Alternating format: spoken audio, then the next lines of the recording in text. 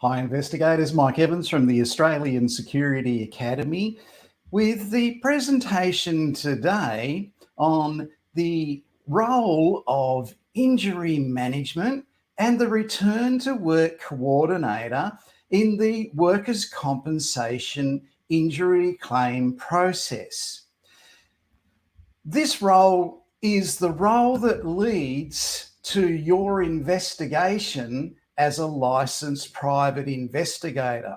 These people manage the injured person and assist them with their return to work. So there's a lot of complexity. And as you can see by the heading below me, here, notes are involved extensively in this process. So a person is injured, they have some time off work, and that time starts to extend. Now, they might have got a splinter in a finger on a work site, and they've gone to first aid and had that fixed up, and incident reports been made, but it's got infected and they can't use their hand or something like that. And the process has extended past a normal recovery period for that sort of thing. And there's no fraud involved, but it's an injury that's lingering. So this is where the injury management people, the return to work coordinators, they come into it.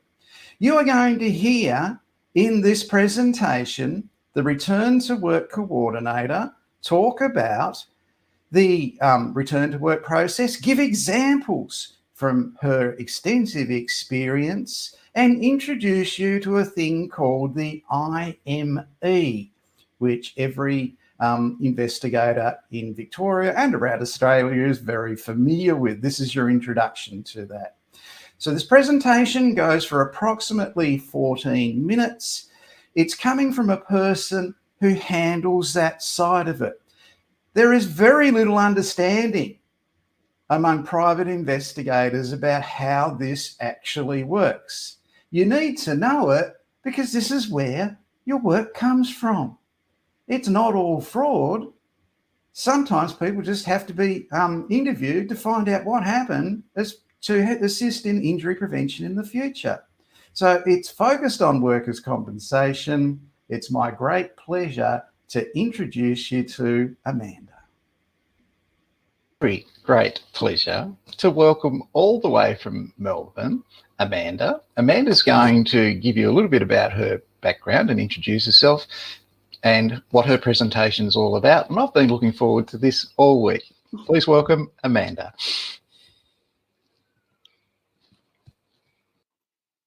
Thanks, Mike. Hi, everyone. I just wanted to quickly introduce myself. My profession is injury management and return to work. I've worked in a few different sectors, the private sector, public, aged care, so I'm quite savvy on workers' compensation claims. So my discussion today is going to be around the claims lodgement at the insurer and where you as the private investigator fits into it. Okay, so I'll start off with why a claim is lodged. So the reason why a claim is lodged is when a worker injures themselves in the workplace. They go to the employer, their manager, or their return to work coordinator. Mostly the manager, though, to just tell them that they've injured themselves or had a sprain. This gets lodged onto the incident reporting system. So each company has a different system that they use. The next step would be the manager would tell the worker to go off to either the company's provider, which is the medical center that they organize for workers to go to, where they get free medical treatment, which is 4 doctor's treatments and 4 physio treatments. They also have a decision to go to their own GP. The majority of the workers do that because their GPs know them pretty well. But the downside about that is that their GP does not have the experience where workers' compensation injuries are concerned. So therefore, most employers would prefer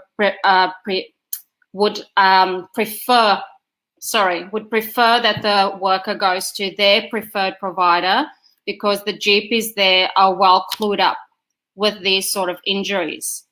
So when they go to the doctor will determine how extensive the injury is. So if it's just a strain or a sprain, they might tell the worker to go back to work on light duties. On the certificate, they would state there what duties it would be, the restrictions, how heavy they're lifting, and what they've got to do. If it's, for instance, say a truck driver or a tram driver, their duties wouldn't be part of driving, because they would hypothetically have probably sprained their back. So the employer would put them into the office area to do light duties. Sometimes the worker wouldn't lodge a claim straight away, because the employer would have system, which means that the worker would be looked after within the company before the worker decides to lodge a claim. So this happens is because the employer has they've got to pay their what's the word? I forgot now. Sorry, their first 10 days of time lost, which is part of their sorry, I forgot the word now. And the workers' medical expenses, which is around about $770. So once that goes over the amount and the 10 days, that's when the employer would speak to the worker and say, okay, are you going to lodge a claim? So it depends on the worker whether he wants to or not. So with the type of injuries that usually happen is more around back injuries, strains, depending on the employer, the company, I should say. If it's a manufacturer, maybe someone would get their hand stuck in a machine. If it's lifting a box or sewing something like a sawmill, or the floor might be wet and you slip and trip, okay? So with the incident reports that I mentioned before, that is actually quite important where the injury, when the injury happened. This shows that there was a notification for the injury to begin with, and it's suggested by WorkSafe that large and small companies have to do that. I know with some companies, they get lazy to do that because their thing would be, oh, we don't have time, we'll do it tomorrow. Then when the claim is lodged, that's the first thing the work cover agent would ask for is the claim forms, the certificates, and also the injury notification. What doctors usually do is when the worker goes to visit them with an injury, they usually give a doctor's certificate. So this doctor's certificate would be provided when the worker has time lost and it goes on sick leave. So the worker will get paid sick leave, so he has 1 or 2 to 3 weeks off and finds out that his or her sick leave has run out. This is when the worker will decide, okay, now I think it's time that I should lodge a claim. So the claim might take 3 months, 4 months, 6 months, maybe longer till the worker puts in the claim. So once the claim is lodged, the doctor then has to convert the sick certificate into a work cover certificate. This will provide the worker to, when the claim is lodged, to have, if it's accepted, to have their sick leave reinstated to them, and their time lost goes on to work cover. So as I mentioned before, the employer liability is 10 days and $777 or $76. So with the work cover certificate, the first initial certificate is 14 days. So you might have noticed that in your request for a report, right? So if you see that it's the first 14 days of the medical certificate, that certificate does not have to be signed by the worker because it's the initial certificate. So who signs the certificate? It's the general practitioner that the worker saw. It's the surgeon that the worker went to in case they have a really bad injury and they have to go to hospital.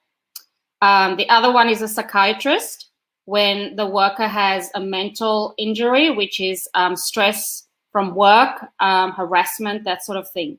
So those three people can sign a certificate. So don't forget that if it's the initial certificate, it's 14 days.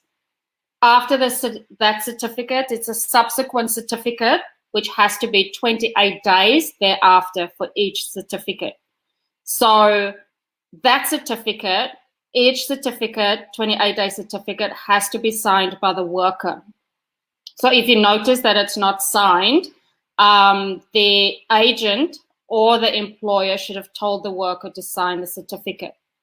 The only extreme certificates are up to 3 months when the worker has had a significant injury, which means they could have had a car accident, they could have been had a really bad accident at work, and they in hospital or they're at home and they have no way of getting to the doctor.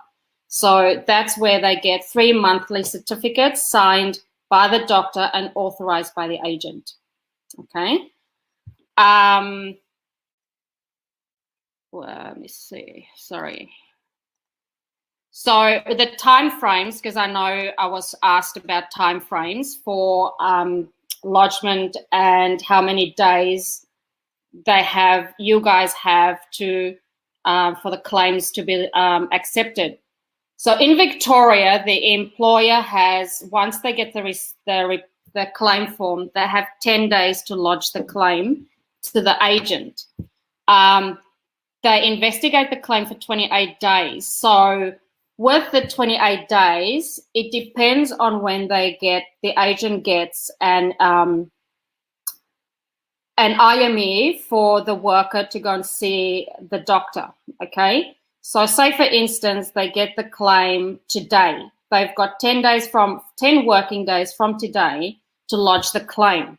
So within that the 28 days, they have to get an IME, which is an independent medical examination for each worker. So depending on when that examination is, that is when they would request a report from you guys, okay? So the report sometimes would be 14 days, which is, I think, the maximum time. But if the medical examination is quicker than what it's supposed to be, they will ask for a shorter time. The reason being for that is that when the IME is supposed to be done, they prefer the report that you get to be given to the IME to read through. This is because the IME can get your version of what you've reported from your investigation and your statements, and the IME will have will go by what his examination is of the worker. So he would read that before he does his examination. Sometimes when your reports are a bit late, it would go to the IME as a sub-report, okay? So this is where the two coincide with each other, and this is why they ask for an IME and an independent investigation. It's basically to determine whether the worker is genuine in his claim or not, okay? So with work cover claims, when the claim is submitted to the agent, it's mostly because the employer does not believe the fact that the worker has actually injured themselves. This is either that they've done it at work and there was no witnesses, or they've had someone whisper to them that they've played footy or they've played netball on the weekend and they heard that the worker has injured themselves on the weekend. So, and then the worker would come to work and say, oh, my shoulder's hurting, my back's hurting, I did it while I was lifting something today, okay? So this is why there's investigations requested for this sort of thing. So when you get a work cover claim form and you get a request from the agent, there's three things you need to look at. That's basically the worker's personal information, which is you got to make sure that all details are correct. Okay, so you basically, when you get a medical certificate, you look on the medical certificate to make sure that the address is correct. And also they would have, hopefully they should have an injury date on the medical certificate, which would coincide with the claim form and the date on the claim form, okay?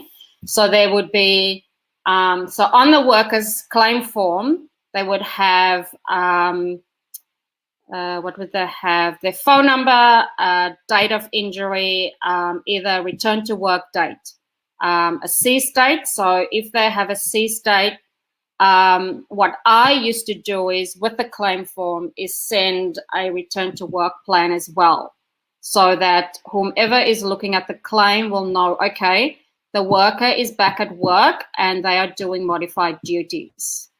All right. So with the incident and work cover injury details, you got to make sure that all the details are the same as I just said before, the claim form and the medical certificate. Make sure the injury dates are correct and what happened with what happened and where, which means the injury, they've sprained their shoulder or they've hurt their arm, they've got tennis elbow. What did they do with regards to that injury? Did they do a lot of typing? Were they reaching up to find something? I've had a worker that had a knock on their head because they reached up on the shelf and a motorbike helmet fell on their head, just stuff like that. So it actually sprained their neck a little bit and they had to go and get physio. Also check, which is important, if there are witnesses. If there's no witnesses, then you are guaranteed that the employer is going to ask for it to be investigated. With the workers' information details on the claim, make sure that the company details are on there, a return to work coordinator and manager details, as well as their occupation.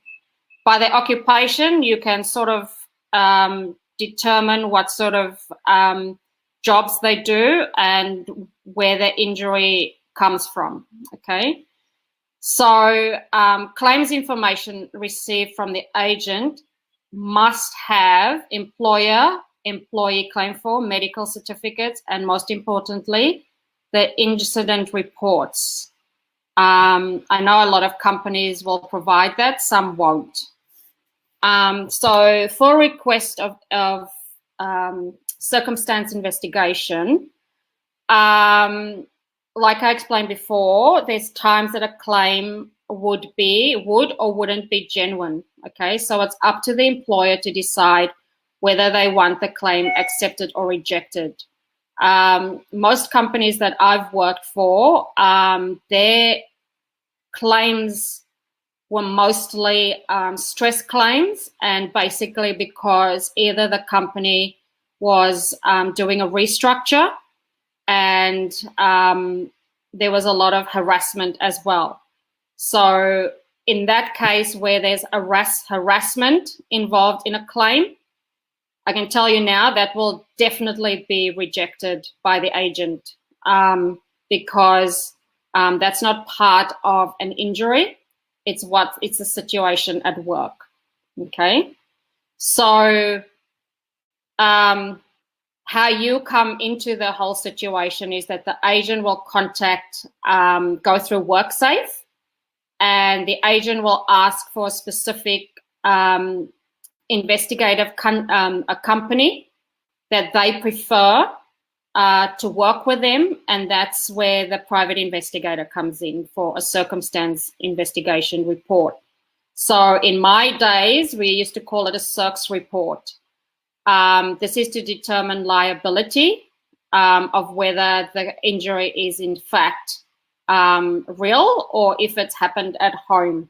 Because we're working from home now the majority of the time as well, it's basically hard to determine how injuries happen because there's no one to see the accident. There won't be any witnesses either.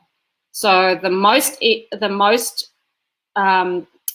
injuries that you would see would be factory workers and mechanics, drivers, truck drivers. I worked for Yarra Tram, so the tram drivers, okay? Then there's aged care, the nurses, they've got to be out there working. So basically, you have to determine whether this is an injury or not at work, okay? So the other factors of employment would be outside of activities, like I said, like sports. Sometimes workers would sprain their ankles, you know, because they've fallen. So that's where all this comes from. What else? So what happens is when you put in your report and after the decision is made, after the decision is made, the insurer, the agent, would actually read the report and the IME's report and make a decision whether they're going to accept it or not. Okay, so therefore it's very important to have all your information and all your ducks in a row. So if the claim hypothetically is rejected based on the information that you've given, and also what the IME said, that here they don't believe that it's work-related, the worker can go and put in an application for conciliation. I know this is not part of your what you do, but I'll just quickly go through it. Conciliation is where the worker goes and put their case through to determine whether their claim will be reinstated and looked at again. For this to happen, they might ask for another report, maybe a sub-report from the IME, maybe from you guys. I've not seen it from you guys. I've seen it more from the IME perspective. And they will make a decision as to whether the claim is related or not. 9 times out of 10, the decision is maintained to be rejected, and the worker is not happy about that. What else?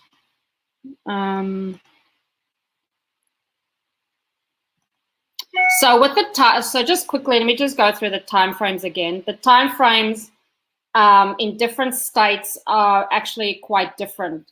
So in Victoria, we have 28 days to investigate the claim.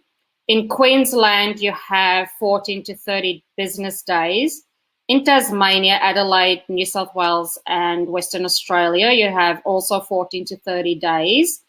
In the Northern Territory, we have 10 days to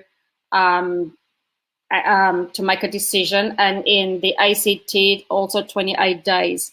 So as you can see, the states in Australia has different rules and regulations where work cover is concerned. It's a bit tricky because you got to know the legislation in each state. So I've worked with companies in Victoria, Queensland, Tasmania, and New South Wales, and it gets a bit tricky because you got to know each legislation for each one. What else? I've already spoken about the agent's decision. So just to touch on what Paul said yesterday as well, that when you go into an investigation interview, I've dealt with a few of it myself because I've been the one that was questioned with the companies that I've worked for. So I found that some investigators from different companies weren't very accommodating. So I think it's very important for the person that is doing the interview to be very compassionate regarding the person they are talking to. Whether they believe that the person is telling the truth or not, it's not for us to determine whether they are rotting the system or not. So it's important for the person to feel comfortable when they talk. And I know that I've had a few people that they've asked me to come with them. They were actually quite distraught, and it's very important to be able to communicate with them and to make sure that they are comfortable in talking to you, and especially those who are claiming stress. They are very emotional, and some of them won't really sit and listen to you. So I think patience is the key. What else? So in some cases that I've also came across is that some investigators aren't really, some of them are prepared, very well prepared, and some weren't, and that was a bit of a shame because it sort of upset the worker who is going on stress. But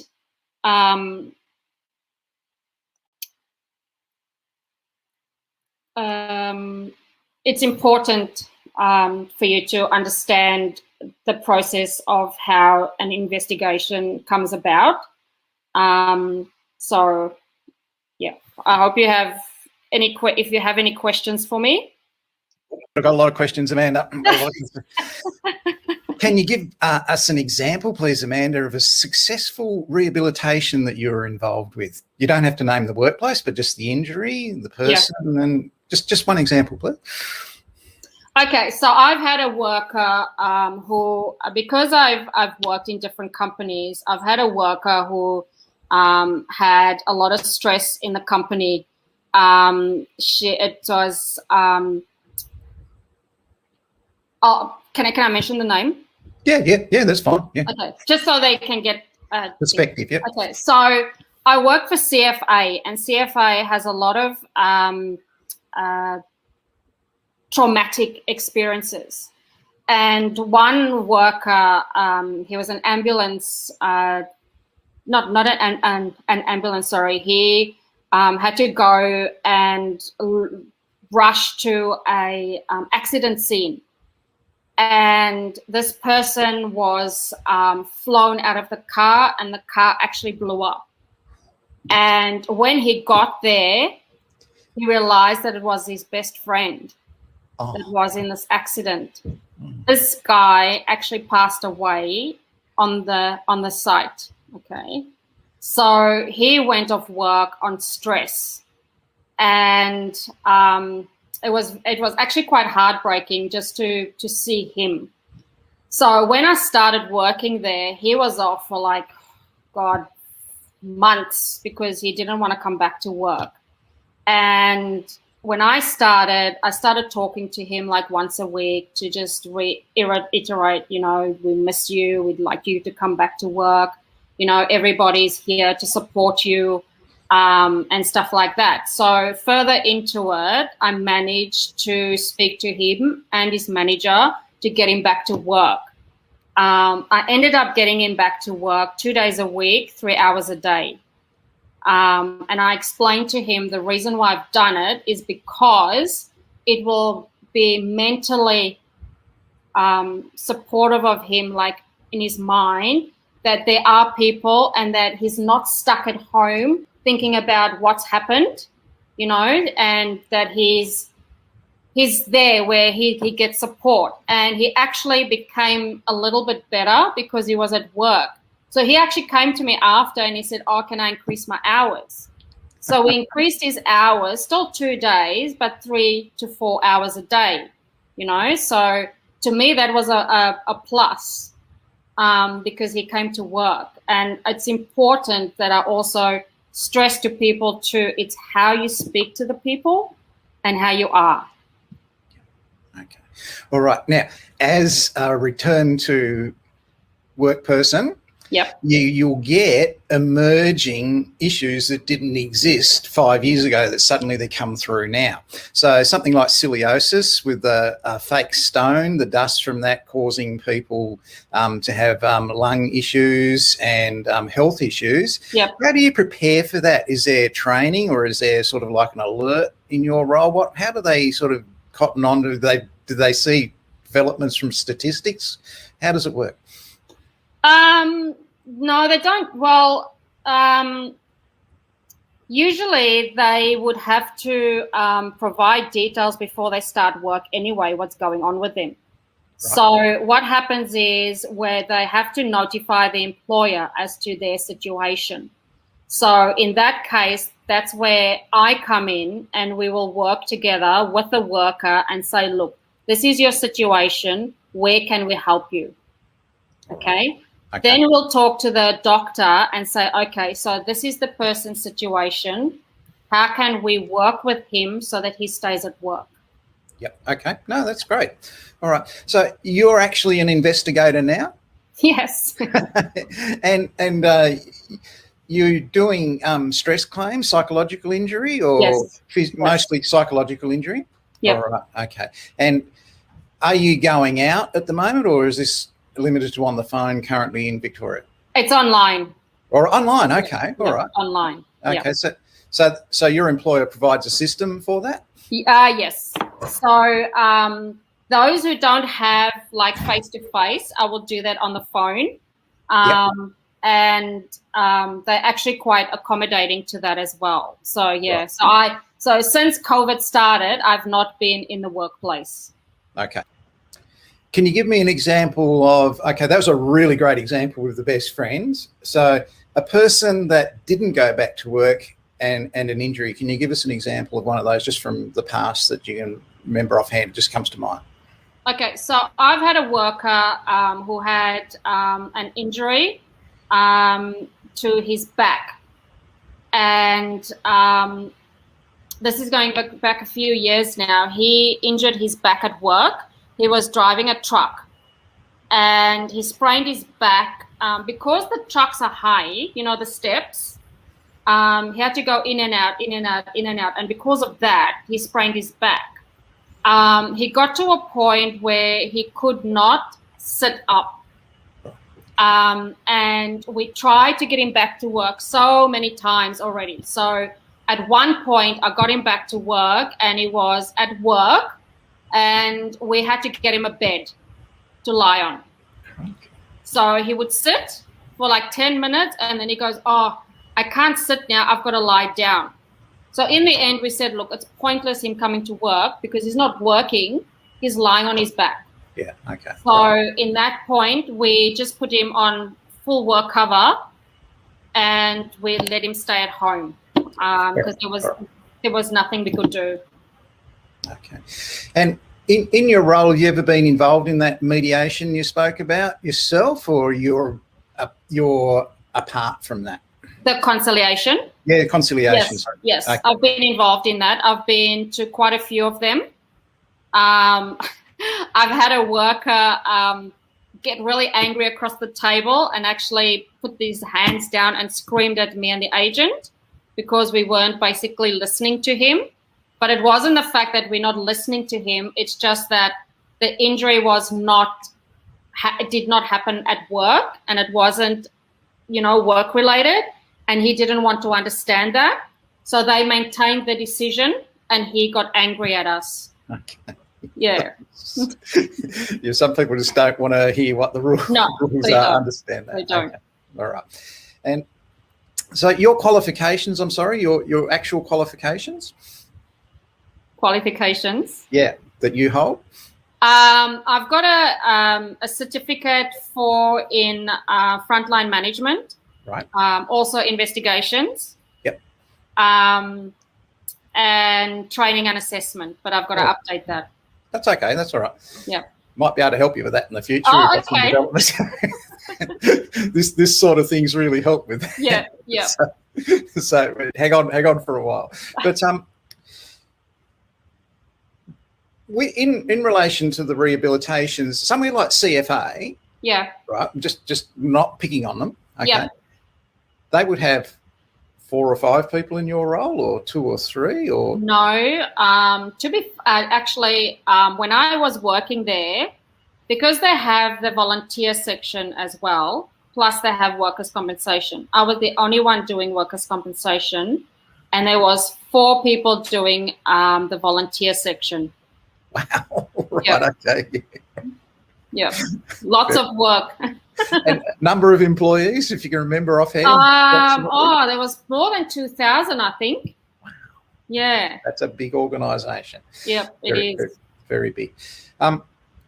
Yeah, look, the reason I asked you about the trending developments in injuries is we've noticed in Tasmania with that scoliosis thing and the fake stone that people are using in kitchens has really sort of become a probably bigger investigation trend now, more than stress. Yep. Down there. Yep. And there are 3 levels, I think, of governance of it. It's not just workers' compensation. There's something else that's industry related and something else. And it's really hard to get a clear rule in a timely manner in Tasmania. And one of the investigators down there, he's interacting with the employer who he represents, and he goes to the stonemason place and he's dressed in his jeans and no tie and a normal shirt, because when you go to factories and stuff, that's what you do. But if you go into boardrooms, you look like this and like you do. But he couldn't get these people to understand just how important it was for them to cooperate with him and provide the information. So did you ever have difficulties in getting information out of people in relation to injuries and stuff like that? No. Out of organisations, sorry, not people, organisations. No. See, my thing is, like, when I start with a company, like I usually get to know the person that I'm involved with at work, okay? I think it's very important to not make friends, but make contacts, because it's easier for them to help you after. Because when I first started out and I didn't know how the process worked, it was very hard for me. But then I learned along the way that you got to get to know them first for them to help you. Yep. And that's what I've done after that. So for me, it was easy. Even with workers, when I started off with a new company, at first they don't want to talk to me, but then they like me afterwards. I don't know if it's because of my personality or what, but they'll then be very happy to hear from me. So when I call them up, it's, hi, Amanda, so in that sense, I get it easy. Yeah, it's developing that rapport. That's right. This is what's disappointed me about your observation, where you saw the investigators coming to your workplace and they didn't communicate very well, or they were highly suspicious and arrogant. Yep. I do not want any of my investigators out there acting like that. Yep. I want them to be empathetic. I want them to be thorough, and I want them to be professional. Yep. And if they can't do that, they should go and do fraud investigations for the fraud department somewhere and treat people like that. This is about a basic right from the workplace that they have. That's right. And if their involvement is proven, and we're there to find the facts, not to deny claims. And That's anyone right. acting like that should not be doing it. There is no reason That's to be right. doing that. So I'm really pleased that you saw that observation. I'm really pleased that you're now an investigator and you can fix one of those issues, because you won't act like that. No. And I'm just disappointed that should still be happening. Yeah. There are remedies for it, and I'm working with some organisations, both government, local and state, in relation to it. And we're looking at improvements, and you're part of that improvement role with what you've done today. Oh, thank you. And keep in mind, for the training and assessment that you're looking at, this is evidence of what you've done today. I'll send you the recording. Okay. This is evidence of your training. Not assessment, but your training, okay? So keep that in mind, all right? So, Amanda, thank you very much for coming in today. I really appreciate you giving up your time. Looking forward to next time. Okay. And looking forward to catching up again. It's been how long? Oh, 18 over a year? Over a year, it has been. Yeah. Wow. All right, that's gone quick. All right then, Amanda, thanks very much. Thank you. Well, that was Amanda with the background presentation on injury management and how an investigation will build over time. I particularly draw your attention to what Amanda observed, where investigators went in and treated the claimant in a forum with Amanda present as the return to work injury person, rather badly, as if they were committing some kind of fraud. She said they were unprepared. What that means is that investigator that went in there that was unprepared probably read the instructions on that matter on the way to that appointment. Had no idea what the actual investigation was about until probably half an hour beforehand. That's not a professional investigator's way of doing things. You read your instructions when you receive them. You make your appointments. Your notes from the time of appointment on the telephone say, I contacted this person on this day, date and time. I said, she said. I said, she said. I said, she said. That goes through your conversation on the phone about that appointment. You record that the day you make the appointment. You confirm your instructions and you will do the job with the client.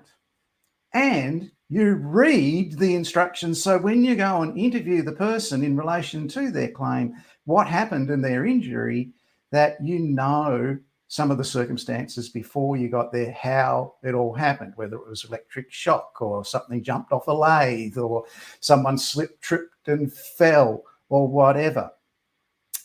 Some interesting other things that Amanda arose about: harassment.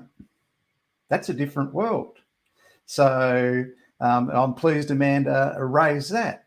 Bullying, harassment claims and investigations are another particular field. We'll be looking at that in this series, how a private investigator conducts a bullying and harassment claim, or a grievance claim, they call it, grievance investigation. So that was Amanda Koizen with the presentation today on the background in workers' compensation investigations from the time of injury and how they're managed. That injury management is done in the workplace and how it builds up to what they call in Victoria a pending claim.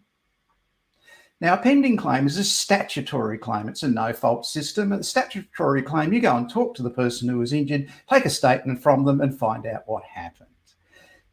Later on, if it goes on, if someone's injured their back, that could go on for 5 years. It may turn into a common law claim in the future. But at this stage, they have a pending or statutory claim. Amanda's a very experienced return to work coordinator and injury management person, as you saw.